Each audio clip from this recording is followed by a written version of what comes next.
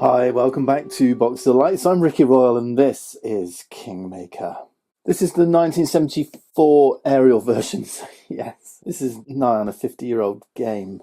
But Gibsons are re-releasing this, Kingmaker 2, which is coming at the end of the month. It should be in retail soon. I should be getting a copy soon. So as a prelude to showing you that game, I wanted to show you the original Kingmaker.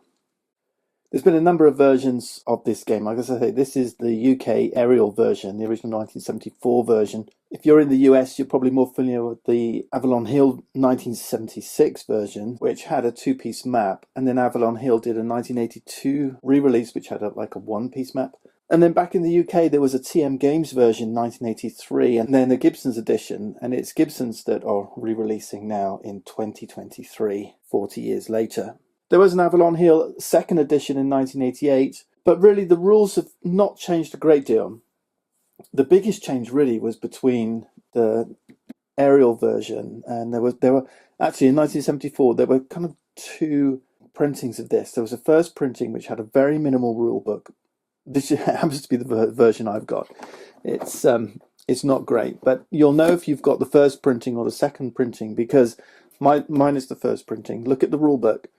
The second printing has a credit to Andrew McNeil just here on the front page of the rulebook, and actually is a 34-page rulebook. This first printing is so brief. It's so brief. It's like 10 pages and then a little bit of history of the War of the Roses. But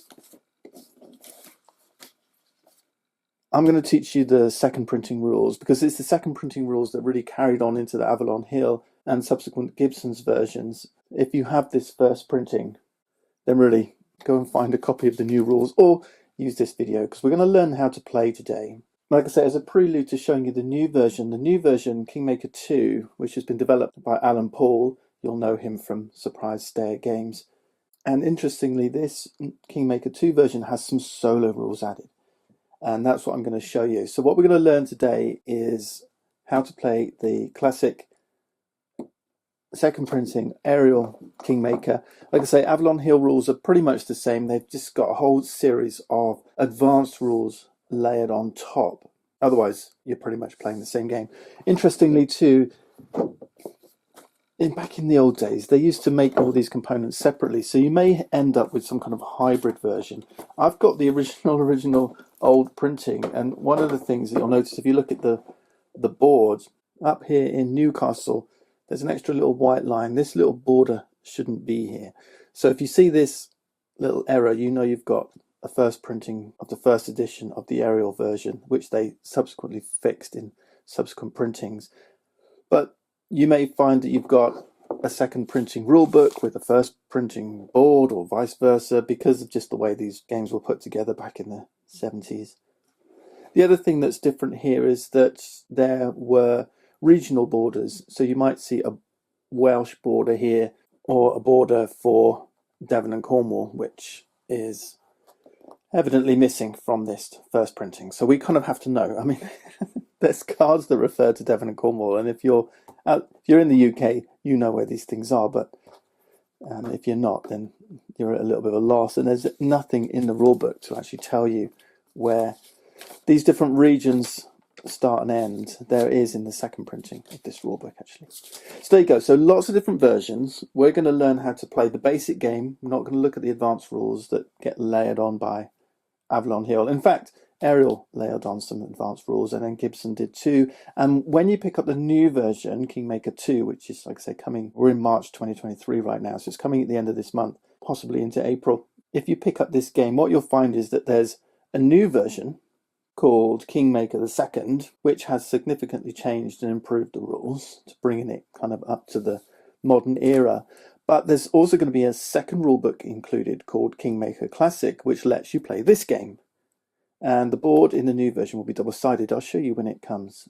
So you'll have Kingmaker Classic, Kingmaker II, and then some additional solo rules. And in Kingmaker Classic, which replays this game, Alan has kind of taken the best of this evolution of the game from Ariel through Avalon Hill back through Gibsons and evolved those into a kind of the definitive classic version. And that's what you'll be able to play in the new version. there's a fourth rulebook, which is called Kingmaker Extended Classic, which adds all those additional optional rules. There were a bunch of rules that got added by the General magazine. Some additional cards that you could cut and add in, additional rules. This is often referred to as the extended version. So what Alan has done with the new version is kind of incorporated all those into Extended Classic. All right, so look out for those. So this video is kind of a prelude to that. We'll learn how to play the game, and it's for all those folks who want to play the basic classic Kingmaker, who have this maybe stuck up in their loft, want to pull it down and play. Interestingly, I think it says, did it say up to 12 players? It might have been up to 12 players. I think the recommended is 3 to 7. I mean, you can play 2-player, but this is at its heart a negotiation game. So 2 players is not great. You need at least 3 because you're going to be forming alliances and negotiating with each other to swing the game in your favour, settle old scores, all that kind of stuff. Now, obviously, you can negotiate between 2, but 3 plus is where it's going to shine. But yeah, absolutely, you can play 2-player. And as I say, I'm going to show you the solo game when the new version comes. All right, let's start with what's the aim of this game. Kingmaker is set in the time of the War of the Roses. The game begins in 1453. The War of the Roses are about to begin. King Henry VI of Lancaster is on the throne.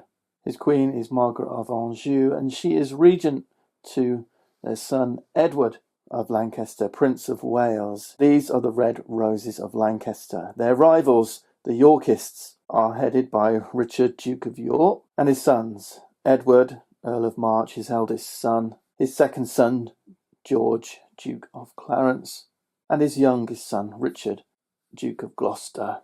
This is the line of succession of the 2 houses of Lancaster and York. If all the Lancastrians die, there is a noble, Beaufort, the Duke of Somerset, who may succeed as the last of the Lancastrian line.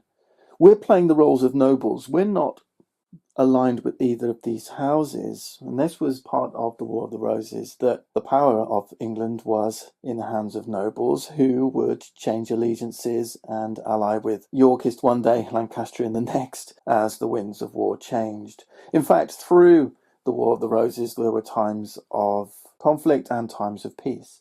This is a game about the battle of control. Who are we going to be allied with? You win the game by being in control of a crowned royal piece, the last crowned royal piece with no other rivals, Lancastrian or Yorkist. At the beginning of the game, there's just one crowned royal piece, Henry VI.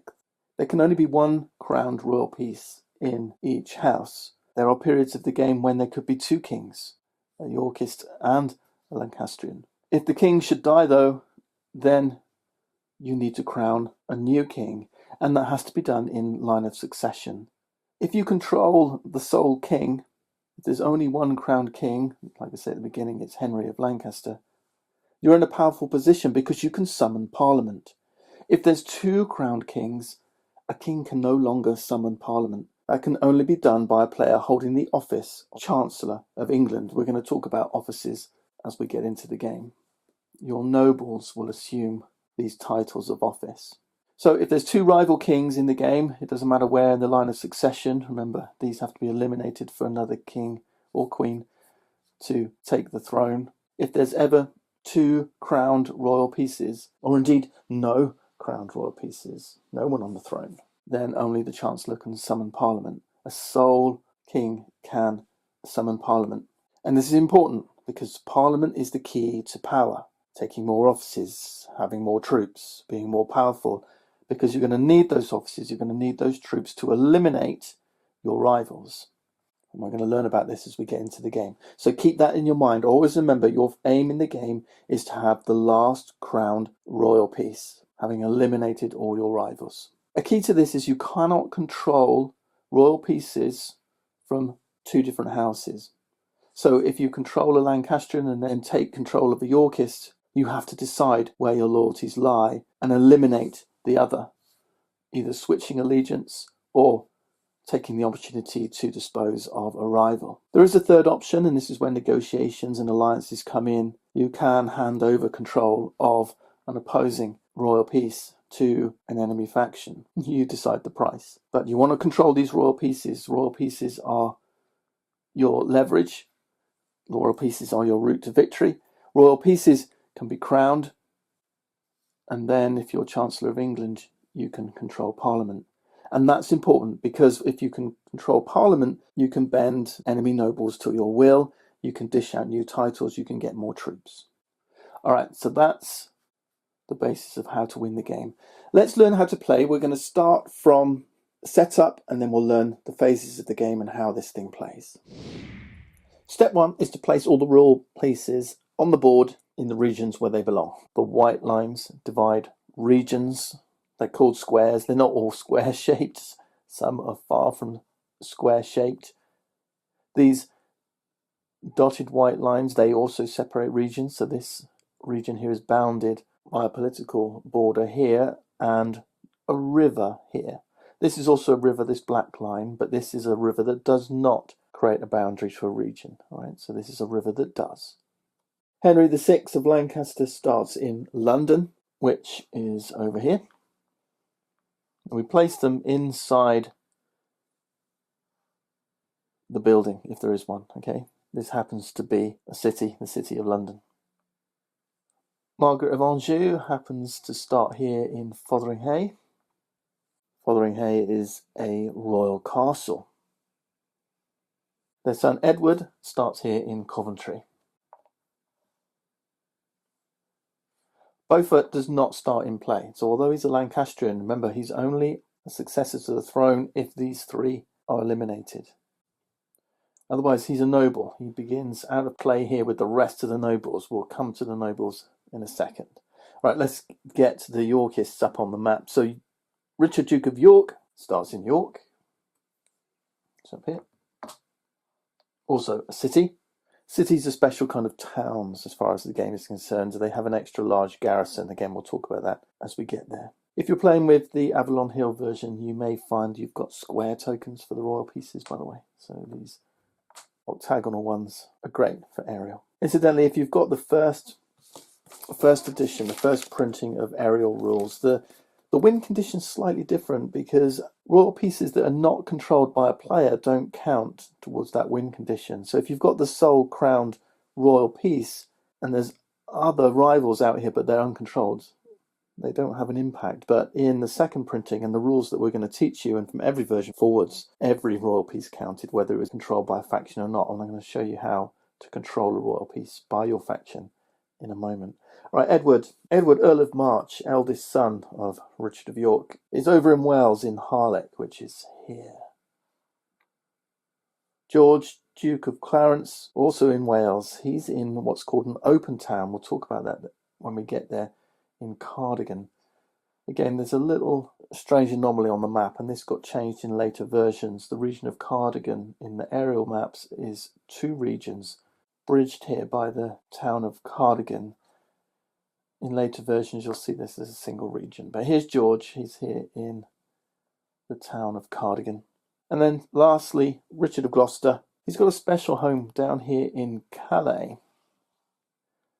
It's special because the only way to get to him is via ships. There's a bunch of ships that you'll need to use to go and grab control of Richard, potentially bringing him back to the mainland if you want to. Players can kind of squirrel away or just turtle themselves away in Calais where they can't be got at, which the latest versions kind of do away with. But it depends how you play the game. Depends, what type of play or how aggressive you play, or whether you just go and hide a ton of troops over here in Calais. But you'll need ships to get them there. In fact, in the aerial versions, it's a little harder to do because what they said in Avalon Hill was that a noble in Calais could not be summoned to Parliament, but in aerial you can pull nobles back out of Calais. But again, I'm getting into the depths of the game, but we'll come to that later. But that's all our royal pieces set up and ready for play. How do we control them? We control them using nobles. Each player is going to control a faction of nobles.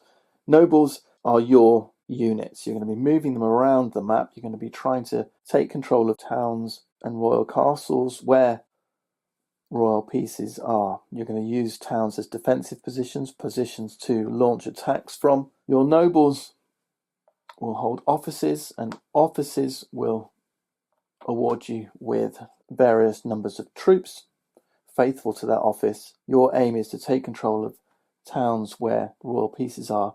All you have to do is be there and you take control of the royal piece. They do slow you down a little bit. You can move a noble on its own in a stack, bringing controlled royal pieces with it. Stacking nobles together will unite their forces, creating big forces. But each of these little locations, which act as defensive locations, bring their own garrison, but at the same time have limited capacity for how many of your units they can protect. All right, we'll look at that as we get into the game. Okay, so nobles are the heart of your faction. That's what you're going to be moving around and using nobles to control royal pieces. Got it? Okay, how do you get nobles? Well, we start with setup and we start with the deal. There's two types of cards in the game. These smaller cards are called event cards. The first printing of the game called them contingency cards. We're going to call them event cards. We'll come back to those in a minute. I've sleeved all my cards because they were just plain cards with plain backs.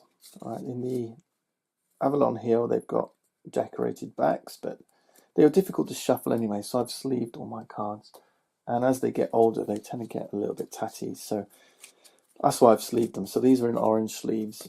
So those are small event cards. We'll come back to those in a bit.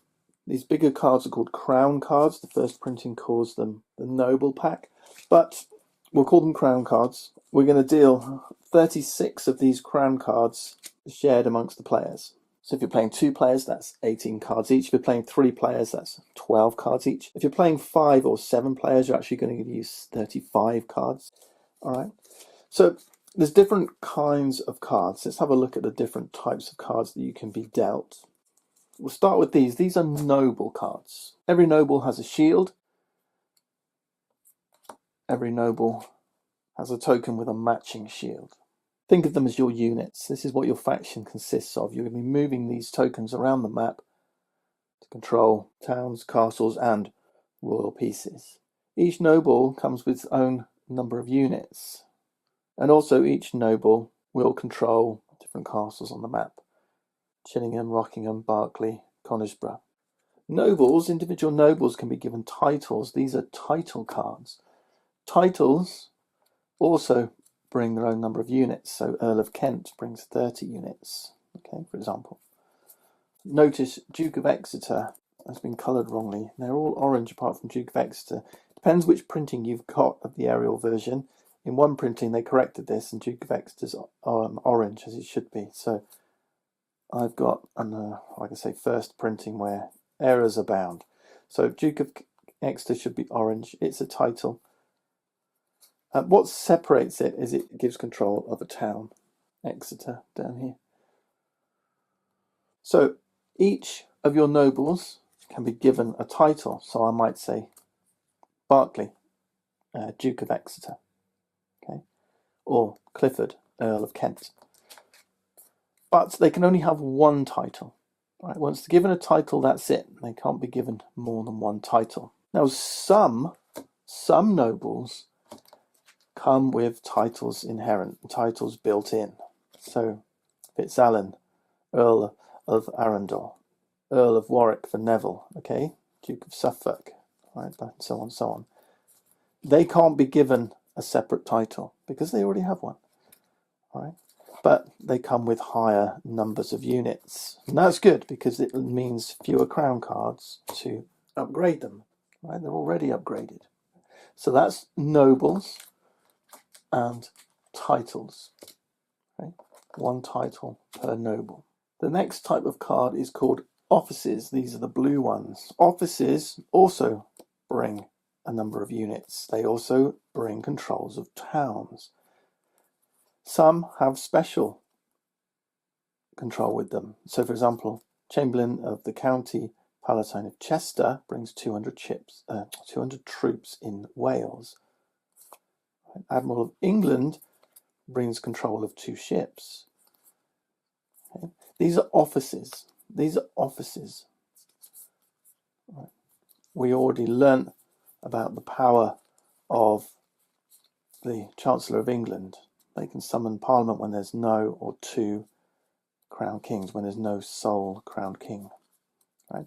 Offices must also be assigned to your nobles, and again, 1 per noble. But also it has to be a titled noble. So, Grey, Earl of Worcester, for example, could be given the office of Chamberlain of the County of Palatine of Chester.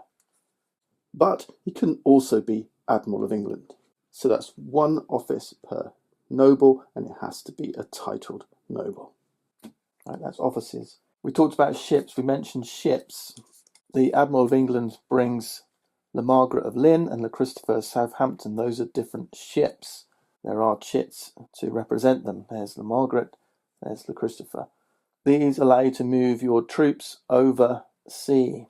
Okay, so at the moment, Grey, Earl of Worcester, Admiral of England, has 2 ships with a capacity, and they've got it written on there, can carry 200 men. Well, at the moment, Grey has 150 men. So between those 2 ships, he can carry 400 men.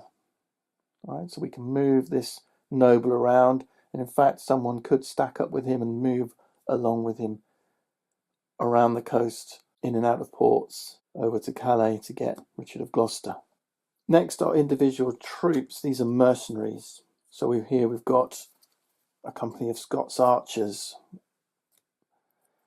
Burgundian crossbowmen, a company of Scots archers, Saxons. Okay, so different mercenaries. Again, these will be assigned to a noble to increase their fighting force. Nobles can also be given religious office, bishop or archbishop. These will be important because only nobles can conduct a coronation and crown a royal peace. And then lastly, there are this set of town cards. They don't bring any units, they bring control of towns, individual towns. Okay. So again, these will get assigned to a noble. That noble will control that town. That means they can access that town, they can go into that town freely and use its protection. Without the town card, the only way to capture a town is by the use of force. Okay, right, so those are different types of cards. We need to give this deck a big old shuffle up. All right, remember, as I said, 36 cards, 35 if you're playing with 5 or 7 players. I'm going to imagine I'm playing a 3-player game here and deal myself 12 cards. The rest, the undealt cards, placed at the side of the board to create the crown deck. We're going to be pulling from this deck each turn. 1, 2, 3, 4, 5, 6, 7, 8, 9, 10, 11, 12. In a 3-player game, the other 2 players will also get 12 cards each. The rest go in a deck at the side of the board. Okay. All right, let's see what I've been dealt and sort out our faction. First thing I want to do is find all my nobles. What nobles did I get?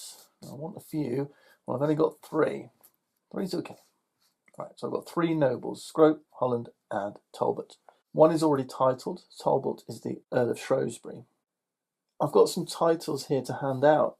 So we've got the Earl of Kent, we've got the Earl of Worcester. Right, that worked out okay. If I had just one, I'd have to pick either to give it to Scrope or to Holland. I can't give it to Talbot. He's already got a title, Earl of Shrewsbury. If I had more than 2, I'd have to decide which titles do I want to give to whom. So it doesn't matter, they're both pretty much the same. So we'll make Scrope Earl of Kent, Holland Earl of Worcester.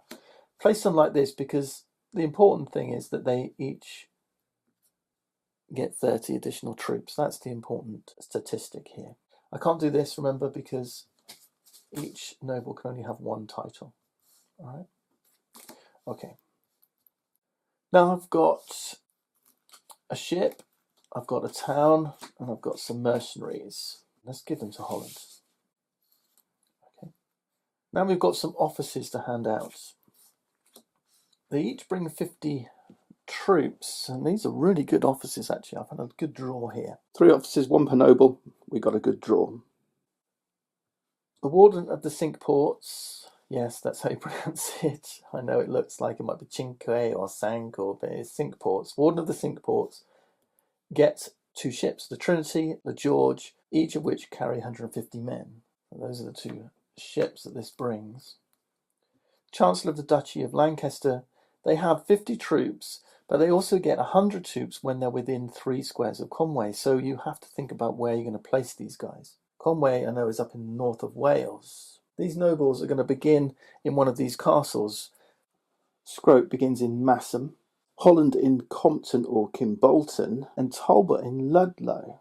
Well, I happen to know Massam's up in North Yorkshire, Compton's in Devon, and Kimbolton is near Northampton. Ludlow would be the best bet. That's on Hereford on the Welsh border. So, this one I'm going to give to Talbot, the Chancellor of the Duchy of Lancaster. Well, Compton's down in Dartmouth, so I'm going to give the ships to Holland. So Warden of the Marches has to go to Scrope. Now, if you didn't have enough nobles, you can't just assign them to others. They end up face down in the Chancery. Okay, unused offices face down in the Chancery. Then we've got to think about towns. We've got another ship here. So the Michael ship of Bristol. Well, I think Holland's going to find this useful, so I'm going to give that to him. An extra ship to carry those troops. These can carry 150 men. Currently, they've got, 130. So another ship in Bristol would be helpful. Although Bristol was there in the Bristol Channel, south of Wales, maybe this one. Maybe we'll give the Michael to Talbot. I think I'm okay with that. They're not far from Bristol. Then we've got a town. Who do we want to control towns? And who do we want to make a bishop? Bishop's going to be crowning people. So it's an important title. Who's going to look after the town? The thing is, if the noble gets defeated, they lose the cards that they hold. So you want them to be with strong nobles, but at the same time, you don't want to put all your eggs in one basket. Well, Holland's right next to Northampton. Let's give that. And let's make Talbot the Earl of Shrewsbury and Bishop of Durham. Okay? All right, there we go. So that's how you sort out. Now, if you've got any titles that you couldn't dish out, let's say I pulled Earl of Salisbury, for example, I haven't got enough nobles. They can only have 1 title each. That has to go in what's called the Chancery. We place it face down in a pile at the side of the board. That's called the Chancery. Cards in the Chancery are what are going to get shared out when you go to Parliament. These are the cards that are up for grabs. So, cards that couldn't be assigned and cards from defeated nobles. Right? They're going to go in, let's say, the Chancery. So there's a good chance there'll be a little stack here right from the get-go during setup. The next thing you do is you find the tokens for your nobles. Okay, so we've got Scrope, Holland, and Talbot. And we need to place them in their starting castle. So Scrope starts in Massam, which is up here, North Yorkshire. Talbot starts in Ludlow, which is over here. And then Holland has a choice, Compton or Kimbolton. I was heading down to Devon, wasn't I, which is here. Now their shield is marked on the map, so you can see where they are. So there's one here, right next to Margaret of Anjou, and Compton's right down here. Now, remember, one of our objectives is to go and grab royals. Now, at the moment, Margaret of Anjou is sitting in Fotheringay Castle, and a royal castle has a garrison of 200 men. I've only got 130, so I can't get in there to grab Margaret, not yet. Someone else might. So Dartmouth is down here. I do control the town of Northampton. Now Northampton is right here next to Kimbolton. So I could start here with a view to running into here, using this as a spring-off point to even go for Edward of Lancaster and Margaret of Anjou. Okay, so this is what you're thinking when you're setting up. Where do I want to be? Where's strategic? Now there's 3 open towns. These are towns that They don't put up any defence. People can just walk in there for free. One of them is Hereford, which is just here, next to Talbot. The other is Kingston, which is up here, okay, near Scrope. The other, and the important one, or significant, is what I already mentioned, is Cardigan, where George or Clarence is. So one of the early goals, or one of the early plays, is to always go and grab George, because he's sitting in open town. You don't need a big force to go and take him straight away. So Ludlow is nicely placed at the minute, but of course it depends what happens with the other players. There we go. We've placed our starting nobles up on the map in their castles. The places with the shields are castles. Okay, this is a royal castle. Looks like a tower. This is a town. It's got two towers with a portcullis in the middle, right, as opposed to this single tall tower. Right. It matters because they have different numbers of garrisons and capacities for protecting troops. Right, we'll come to that in a bit. There is a key, depending on which version you have, but on the aerial version at the bottom right here, it tells you what's what. It tells you the garrison and the capacity. Now remember, we've also got control of stuff. So Scrope, Earl of Kent, has got 30 units. Holland has some mercenaries. He's got the title Earl of Worcester. He also controls Pevensey and Northampton. Now in my version, because it's first printing, I don't have these, but in the second printing came control markers. In the Avalon Hill, you'll find control markers. In the new release, you'll find control markers. What I like to do is customize, just like I've done with my card sleeves. I use some counters, ideally translucent counters. So let's say, and I've set up for 3 players, I'll have 3 different colours. So let's say this player here is green. I'll use some translucent green counters. I mean, you have to, otherwise you just have to remember, but control counters become kind of essential really. So I would say grab some counters if you don't have a version that has control counters. So green counters, I can place these on places I control. So Holland controls Pevensey and Northampton. So I can trace one of my tokens on Northampton and another on Pevensey. Pevensey's down here on the south coast near Hastings. Okay. That helps me when I look at the board quickly. I can see these counters and see which places I control. If you want to, put them on the nobles as well, so you can quickly see whose nobles are whom, and also it reminds you to control those castles.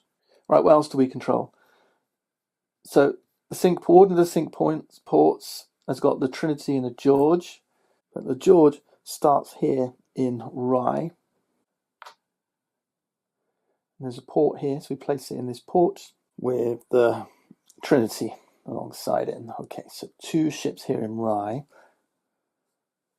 We also hold the castle of Compton. Remember, Holland is up here in Kimbolton, but we still control this castle, right? Castles are not really worth fighting over. They only have a garrison of 100 compared to royal castles and towns. Royal castles have a garrison of 200. Towns, it's all down here, as a garrison of 200. The cities, so London, York, Bristol and Norwich, 300. Incidentally, a castle has a capacity to protect 300, so 300 troops can sit inside one of these castles. Royal castles 400, towns 400, cities unlimited. And Talbot, the Earl of Shrewsbury, controls Conway, Bamborough and Berwick, has a ship, the Michael of Bristol, and also controls Durham. Conway Castle up here, the Bristol in the port of Bristol, which is here, and then we're heading north because Berwick is up here, Bamborough is here, and Durham is here. So Scrope has actually got quite a lot of stuff north of him, even though that's controlled by Talbot. Now, for the sake of the next part of the video, I'm going to set up the other 2 players. So we've got a 3-player game and lots of stuff going on the map. Well, it's quite a mix of setups. It will prove an interesting game. Right, last step, we're going to shuffle up this event deck, and then you're going to join me in part 2 as we learn the phases of the game. We draw an event card, we move, we attack, we do battle, we draw a crown card, and the turns go around. We're going to learn how to call nobles to parliament, how to have field battles, how to siege and control a town, how to move up and down through roads, across land and across sea. Join me next time then as we continue to learn classic Kingmaker.